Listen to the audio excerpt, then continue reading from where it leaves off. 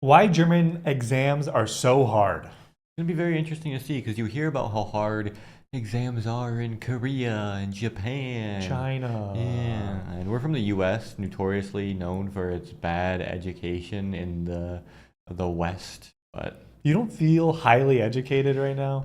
well, statistically speaking, I'm just excited for the America First education that's going to be implemented, where they don't teach you about like anything bad America did. and if they gotta have the Bible in It's the true. schools. 10 commandments in the school. Thank you, Louisiana. Let's do it. Here we go. From the system that you're used to. So someone who has written them myself, I want to give you a deep dive into exams at German universities and how you can prepare for them. So first off, let's talk about the grading system real quick. At German universities, the grades range from 1.0 to 5.0. 1.0 is the best. Disowned? Good. Wait. Oh, so five's the worst. Weird. That's interesting. And 5.0 is the worst. And you usually pass an exam when you score 4.0 or better. Now here's something unique about the Why is it like that? Like that seems unnecessarily confusing. Is there like some sort of weird formula that goes into that? It's just our American brains can't comprehend it. We're not there. education system. At university, you usually get 3 attempts to pass an exam.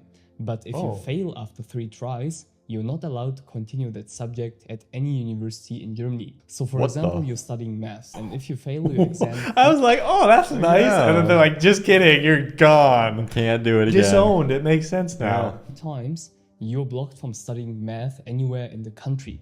So What? usually these exams are not on random dates during the semester. In Germany, you can divide a semester into 2 different phases: the lecture period and the lecture-free period.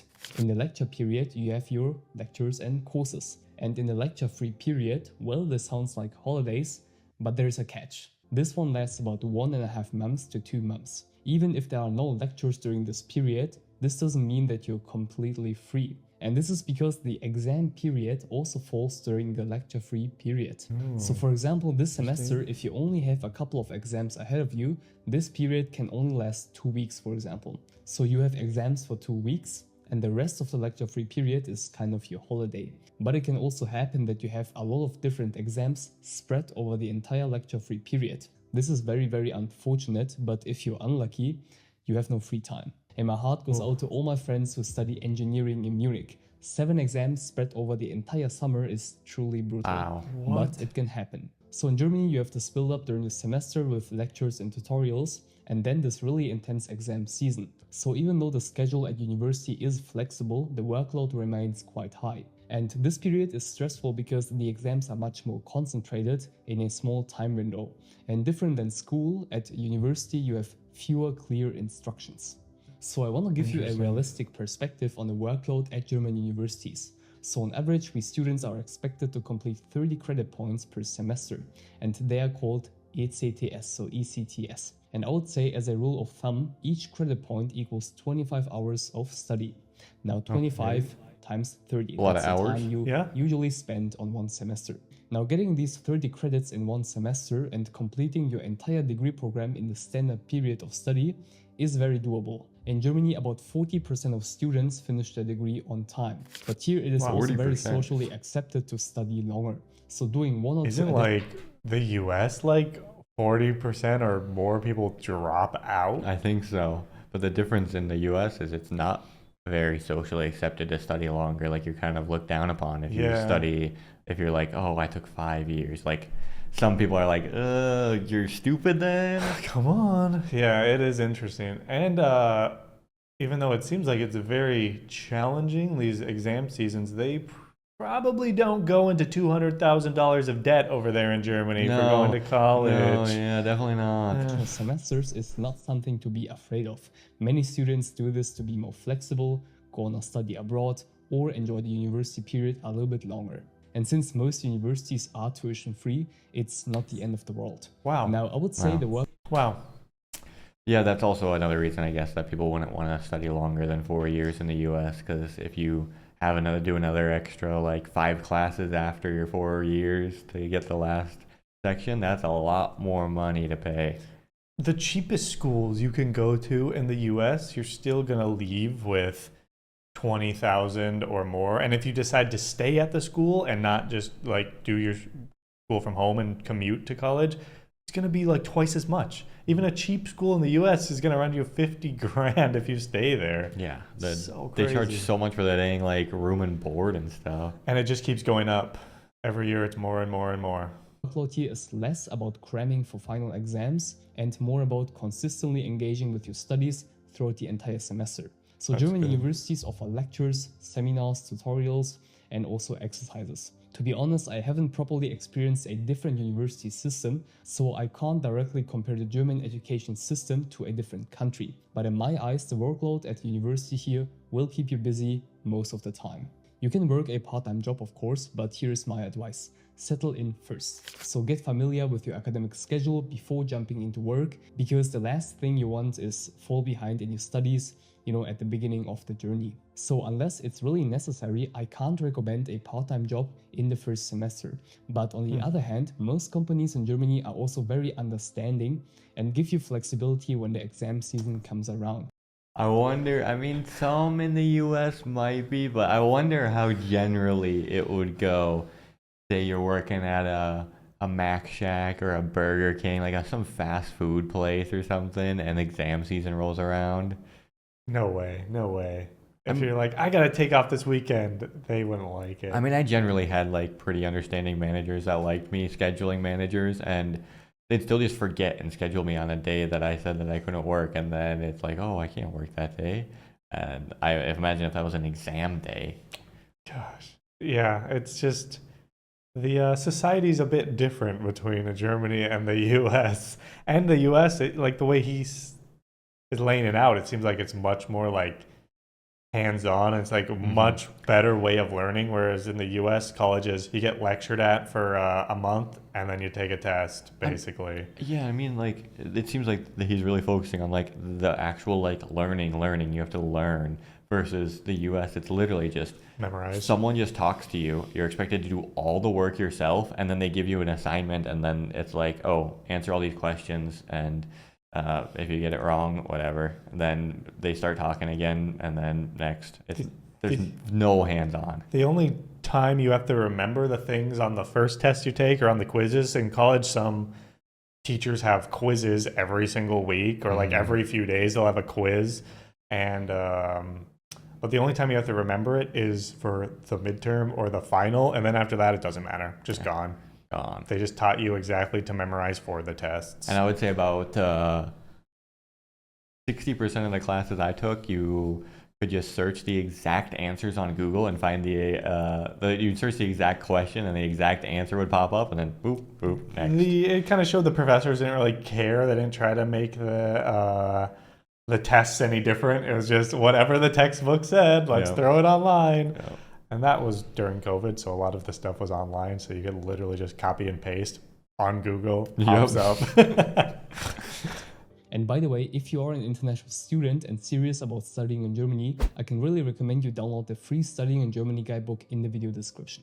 Now in Germany, there are also a lot of different exam types, and the most common one is a written exam that lasts 90 minutes. It usually tests your knowledge on a specific topic, either in the form of open, essay-like or closed questions like in a multiple choice test. But there are also other forms of exams, for example an oral exam. In this case, they test your expertise in a discussion with a lecturer. So you have to explain certain things, defend your position, or solve problems on the blackboard. Then you have the presentation. Interesting. And in Germany, That'd be so much harder, because I mean, like when you're writing something, you can kind of like if you don't know something completely, you kind of be vague to go around it. But if you're talking, I feel like it makes it very easy for the professor or whatever to know if you actually understand it. Like that one's very good for the professor to give you a probably pretty accurate grade. That would actually kind of suck to have to do that. Did you ever have to do oral exams in Spanish? Yeah, that was the only time. Those sucked. I could tell, like, I'm sure it's pretty easy for the Spanish teacher to give you a pretty honest grade. Yeah. it's very common to have presentations at universities. This can be in German or English. It really depends on the degree program. And a presentation exam is usually my college fell during COVID, so I mean 2 years was taken out, so I didn't even have to end up doing many presentations in college. This is an interesting classroom they got here. Oh my gosh, it's like is it like much smaller class sizes in some of these? Maybe this is just one example, Yeah. but I don't Or know. English, it really depends on the degree program. And a presentation exam is usually not longer than 15 minutes. Then there's also project work, my personal bad. favorite. I would say this one is more common at universities of applied sciences. For example, in my degree program, computer science and design, we get big semester projects. So we did apps and software development, design projects, and also concept work. We usually get Interesting. about 3 months to complete it, and at the end there's a big presentation in front of the entire class. And there are also term papers as an exam format. A term paper is simply a piece of academic work on a specific topic. And even with ChatGPT, writing a term paper takes some time, but I would say it is considered one of the more relaxed and easier exam formats. So in Germany, it's very typical that the final grade of the course is entirely based on the exam performance. So you have one big exam at the end, and yeah, if you have a bad day, it's not great. But this is how the system works. And now that you have all the basic information about exams at university, I also want to quickly show you how you can properly prepare for exams. So maybe this Okay. sounds cliche, but the best thing to do is prepare early. We all know from other situations that time suddenly flies by much faster than we initially thought. It's the same thing during the semester. So at the beginning, the exam period seems so far away, but suddenly time is racing by so fast and the lecture notes keep piling up. And this happens quite often. You know, the pace at German universities is quite fast. Topics that took half a year to cover at school are now done in 2 lectures. So instead of Interesting. trying to cram the course content into your head at the last minute, I would say it's better to prepare for lectures, go to the dedicated exercise sessions with tutors, and work on assignments. Even if this means Yes. extra work during the lecture period, it will ultimately save you time during the exam phase. So a big recommendation for me, attend lectures, especially the first and last ones, because professors like to drop small hints and secrets about the exam content. I personally don't like to go to all lectures because I feel like sometimes I'm more efficient at home. But in the end, it mostly comes down to how many exercises and mock exams you do.